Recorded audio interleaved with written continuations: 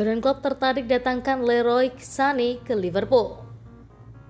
Leroy Sané meninggalkan Manchester City di tanah Inggris untuk bergabung bersama Bayern Munich pada musim panas 2020 dengan nilai transfer sebesar 55 juta pound sterling.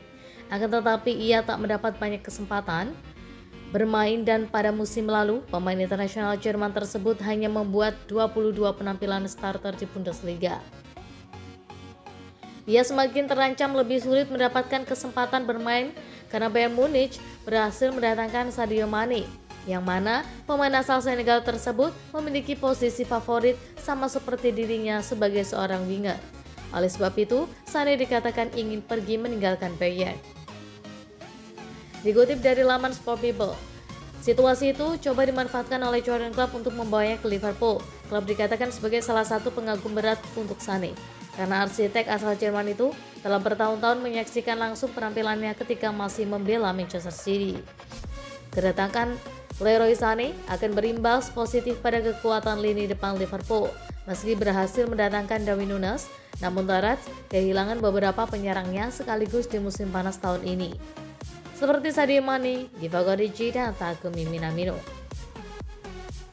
Akan tetapi, diyakini bahwa Liverpool tidak akan mendatangkan Leroy Sané pada musim panas tahun ini karena The Reds sudah menghabiskan banyak dana untuk mendatangkan Darwin Núñez dari Benfica yang menelan biaya sebesar 85 juta pound sterling atau setara dengan 1,5 triliun rupiah. Sementara untuk memboyong Sané diyakini The Reds akan membutuhkan biaya sebesar 46 juta pound sterling.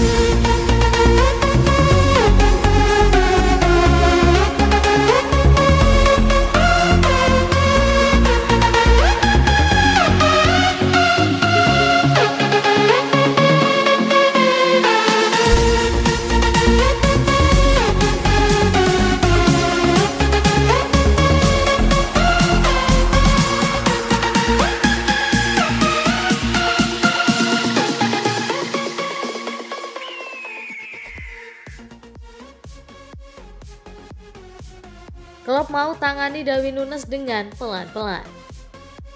Jurgen Klopp mengindikasikan tak mau menjejalkan Darwin Núñez begitu saja ke Premier League, bahkan sekalipun Núñez menandai debutnya dengan manis. Darwin Núñez dalam momentum bagus setelah mencatatkan debut kompetitif yang apik bareng Liverpool di Community Shield pekan lalu. Dalam laga itu, Núñez yang masuk di babak kedua memenangkan penalti buat Liverpool dan mencetak gol ketiga.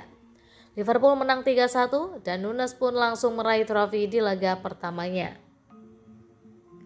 Manajer Liverpool Jurgen Klopp tak meragukan kesiapan penyerang 23 tahun itu menatap partai Premier League perdana musim ini. Namun ia mengindikasikan ingin memperkenalkan Núñez dengan Premier League perlahan-lahan. Darwin siap, tapi tak berarti dia harus jadi starter. Saya belum tahu soal ini. Kami masih punya sejumlah opsi. Dia masih butuh waktu untuk membiasakan diri dengan banyak hal, ungkap Klopp dikutip Metro. Dia sudah membantu tim, segalanya berjalan sangat cepat. Dia menjalani sesi latihan pramusim yang layak. Lalu, ke laga pertama, dia sendiri bilang gugup pada awalnya. Dari sudut pandang saya sangat bersimpati soal itu sangat normal kok. Anda bisa melihatnya, tapi dia sudah menyesuaikan diri dengan cukup cepat. Dia sudah memberikan dampak, tapi tugasnya tidak berhenti sampai di sini. Dia berada di tempat yang terbaik yang bisa didapatkan, imbuhnya.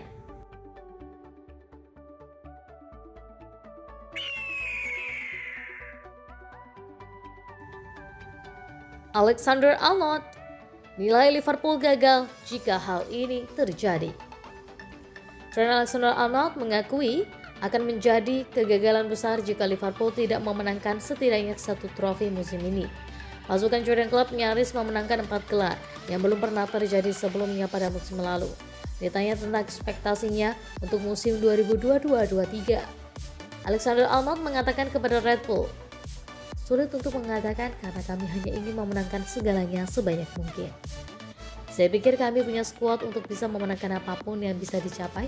Apakah itu semua dapat dicapai atau tidak? Saya yakin kami akan mendapatkannya. Saya pikir itu harapan kami sekarang.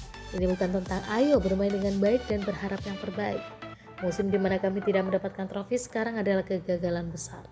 Tentu tidak peduli seberapa baik kami bermain, harus ada tingkat harapan pada kami hari ini.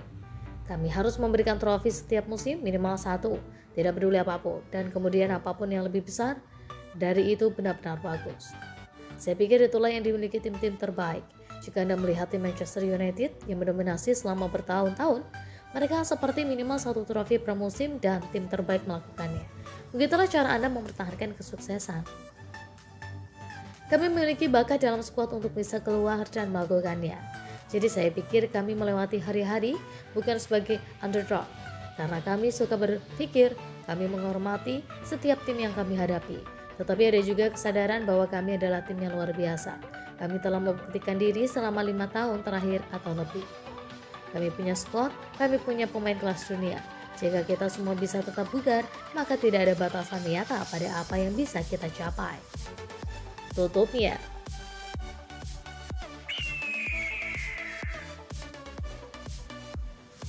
Klub ingin pertahankan Phillips setelah Konate cedera.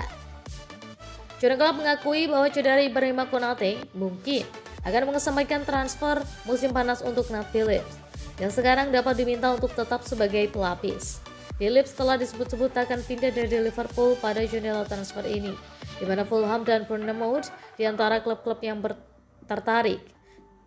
Tetapi dengan Konate sekarang absen untuk sementara waktu karena cedera kaki yang diderita dalam kekalahan 3-0 dalam pertandingan persahabatan melawan Strasbourg. Keputusan dapat dibuat untuk mempertahankan pemilik nomor 47 di Merseyside. Klub mengakui hal itu dalam konferensi pers pra pertandingannya pada hari Jumat 5 Agustus menjelang pertandingan pembuka Liga Premier Liverpool di Fulham. Iya, mungkin. Katanya ketika ditanya apakah dia sekarang perlu mempertahankan Phillips. Itu akan mempengaruhi transfer keluar menurut saya. Tidak disebutkan back berusia 20 tahun Sepp van den Berg yang menggantikan Konate di Anfield akhir pekan lalu, meski kemungkinan dia juga dianggap sebagai pelapis potensial. Konate adalah salah satu dari 9 pemain tim utama yang saat ini absen karena cedera, termasuk Diogo Jota, Curtis Jones, dan Alex Oxlade-Chamberlain. Tetapi klub menyatakan bahwa Liverpool masih tidak mungkin menambah pemain ke skuad mereka sebelum batas waktu transfer pada 1 September. Kami tidak bisa menyelesaikan masalah yang kami miliki selama 4 minggu dengan transfer selama 1 tahun penuh. Tegasnya, setidaknya untuk saat ini tidak masuk akal bagi kami. Tapi jendela transfer masih terbuka, jadi kita lihat saja. Tapi rencananya tidak mengarah ke sana. Tutupnya.